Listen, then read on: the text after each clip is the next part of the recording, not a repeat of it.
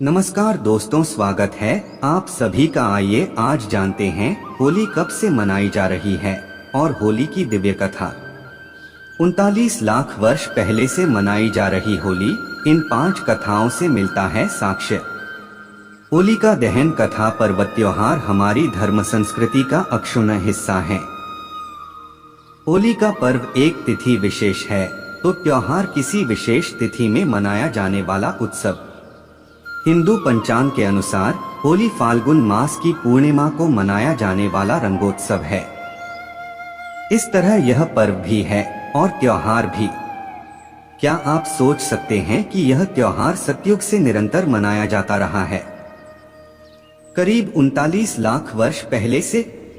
प्रिय मित्रों, वीडियो में आगे बढ़ने से पहले आप सभी इस वीडियो को लाइक जरूर कर दीजिए और हमारे चैनल को भी सब्सक्राइब कर लीजिए, जिससे आपको इसी तरह की ज्ञान पर जानकारी मिलती रहे। वीडियो को शेयर करना मत भूलिएगा, इससे आपके दोस्त रिश्तेदारों को भी यह जानकारी प्राप्त हो सके। आइए इस वीडियो को प्रारंभ करते हैं। क्या आप सोच सकते हैं कि यह त्योहार सतयुग से निरंतर मनाया जाता रहा है, करीब 39 लाख वर्ष पहले से?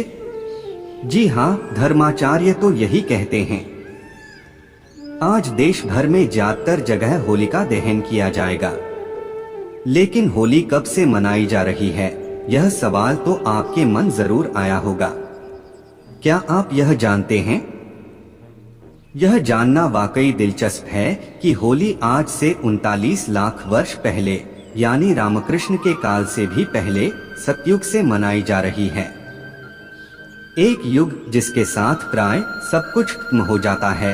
होली उसे पार कर भी दूसरे युगों में प्रवेश करते हुए कलयुग में भी न सिर्फ हमारी खुशियों का कारण है, बल्कि यह संदेश देने में भी सक्षम है कि हर बुराई का अंत निश्चित है।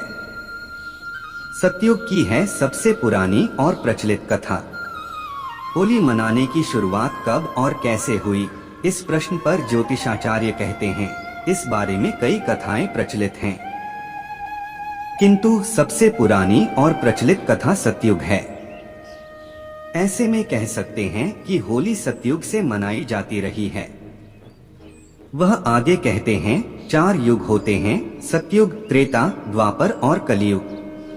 हमारे शास्त्रों में एक युग लाखों वर्षों का बताया गया है। सतयुग करीब 17,28,000 वर्ष, त्रेतायुग 12,96,000 वर्ष, द्वापर युग 8,64,000 वर्ष, तो कलियुग 4,32,000 वर्ष का होना है। इस हिसाब से ही गणना कहती है कि होली 39 लाख वर्ष पहले सतयुग से मनाई जा रही है। तब भगवान ने नृसिंह अवतार लिया था और हिरण्यकश्यप का वध किया था। आगे की बात यूं समझिए। ज्योतिषाचार्यों के अनुसार त्रिदेव इस सृष्टि का संचालन करते हैं।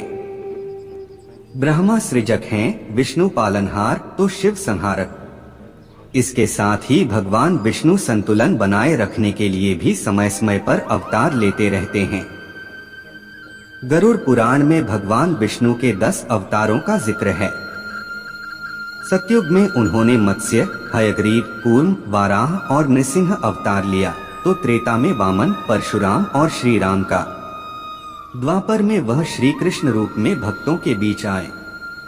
कलयुग में वह कल्कि अवतार लेंगे। वह समय कलयुग और सतयुग के संधिकाल का होगा। अभी तो कलयुग की शुरुआत ही हुई है।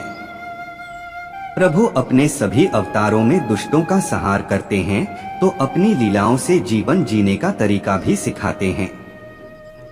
होली का त्योहार भी कुछ ऐसा ही है, जिसका आरंभ सतयुग में भगवान के नृसिंह अवतार के समय हुआ। क्या है सबसे प्रचलित कथा? ज्योतिषाचार्य कहते हैं सतयुग में एक अति पराक्रमी दैत्य राजा था, हिरण्यकश्यप। हिरण्यकश्यप के भाई हिरण्याक्ष का भगवान विष्णु ने वराह अवतार लेकर वध किया था। इस कारण हिरण्यकश्यप उन्हें दुश्मन मानता था। हिरण्यकश्यप का विवाह कयाधु से हुआ, जिससे उसे प्रहलाद नामक पुत्र की प्राप्ति हुई। हिरण्यकश्यप ने मनचाहे वरदान के लिए ब्रह्मा की तपस्या शुरू की। इस दौरान देवताओं ने उसकी नगरी पर आक्रमण कर दिया और वहां अपना शासन स्थापित कर लिया। उस समय देवर्षि नारद मुनि ने कयाधु की रक्षा की और अपने आश्रम में स्थान दिया। वहीं पर हिरण्यकश्यप के पुत्र प्रहलाद का जन्म हुआ। देवर्षि नारद मुनि की संगत में रहने के कारण प्रहलाद भगवान विष्णु का भक्त बन गया। उधर कई वर्षों तक तपस्या के बाद हिरण्यकश्यप को ब्रह्मा ने दर्शन दिए। हिरण्यकश्यप ने वरदान मांगा कि मेरी मृत्यु मनुष्य या पशु के हाथों न हो, न किसी अस्त्र शस्त्र से, न दिन व रात में, न भवन के बाहर और न ही अंदर, न भूमि न आकाश में हो मेरी मृत्यु हो। कुल मिलाकर अपनी समझ में उसने अमरता का वरदान मांगा।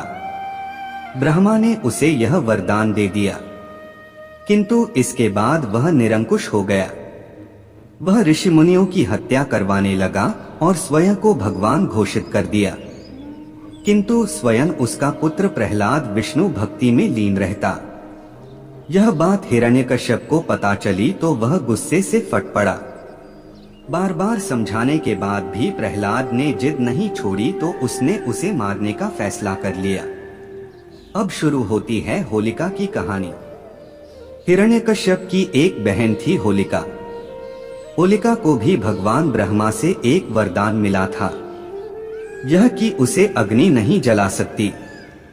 हिरण्यकश्यप ने होलिका को कहा कि वह प्रहलाद को अपनी गोद में लेकर अग्नि में बैठ जाए ताकि प्रहलाद भाग न सके और वह उसी अग्नि में जलकर खाक हो जाए।